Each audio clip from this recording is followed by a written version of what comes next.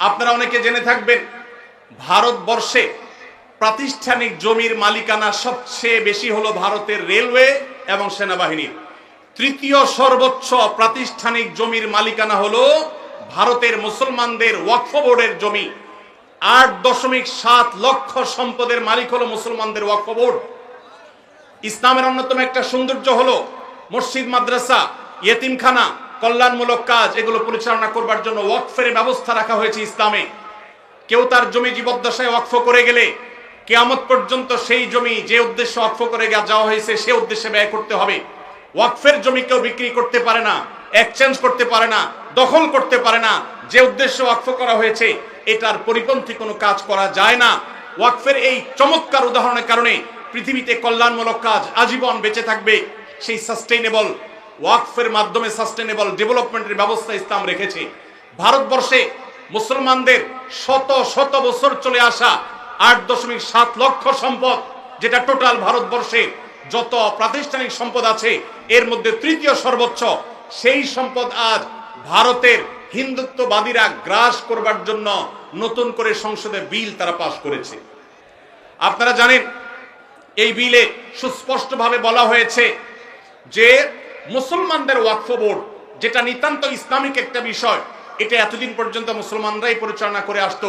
এখন রাজ্য এবং কেন্দ্রীয় ওয়াকফ বোর্ডে দুজন অন্য ধর্মাবলম্বী অমুসলমান হিন্দু তাদেরকে বাধ্যতামূলকভাবে ওয়াকফ বোর্ডে অন্তর্ভুক্ত করার জন্য আইন করা হয়েছে। তার মানে মুসলমানদের মসজিদ পরিচালনার জন্য মুসলমানদেরকে ঢুকাইতে হবে কমিটিতে। এরকম ন্যাক্কারজনক, এরকম জঘন্য বিল আজকে তারা লোকসভায় পাশ করেছে। আমরা বাংলাদেশের এই প্রান্ত থেকে এই জঘন্য মুসলমানদের স্বাধীনতা হরণকারী, মুসলমানদের অধিকার খর্বকারী এই কালো আইন যেটা হতে যাচ্ছে সেটার বিরুদ্ধে আমরা তীব্র নিন্দা এবং প্রতিবাদ জানাচ্ছি।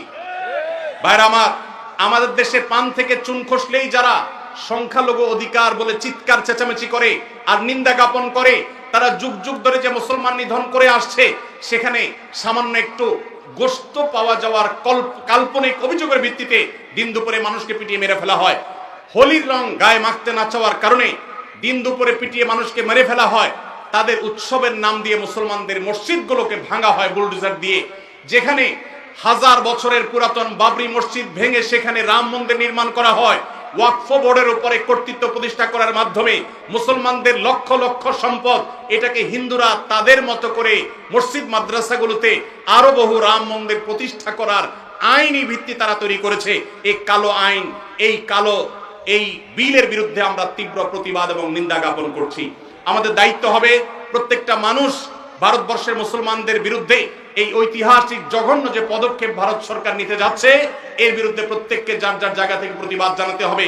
ওয়াকফ সম্পদ এটা মুসলমানদের অধিকারের ব্যাপার, সামাজিক এবং ধর্মীয় অধিকারের ব্যাপার। মুসলমানদের সে অধিকার থেকে তারা বঞ্চিত করছে। একের পর এক কালো আইন করে করে মুসলমানদেরকে বঞ্চিত করা হচ্ছে। আমরা নিন্দা জানাই।